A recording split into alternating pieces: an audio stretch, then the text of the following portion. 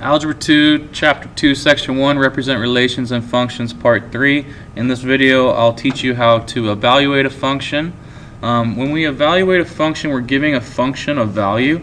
So here's an example of a function. F of x, remember this is not f times f of x, this is function notation, is equal to, let's say, 2x plus 5. And then a semicolon, and we want to evaluate the function for the input of, let's say, negative 4. Okay? This number right here is your input. It represents x in the equation. Okay? So to evaluate this function for an input of negative 4, we can say the function of negative 4 is equal to 2 times, and wherever I see x, I'm going to replace with negative 4.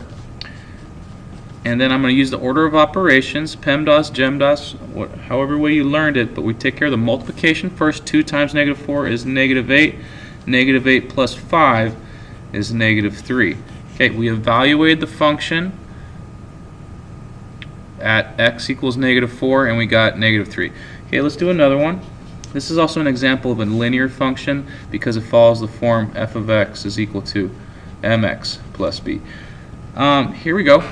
Let's do another function. It doesn't have to be f of x. It could be any letter. Let's say h of x. Okay, h of x. And let's make it not a linear function. Let's make it an absolute value function, like x squared plus 2x plus 1, the absolute value of x squared plus 2x plus 1.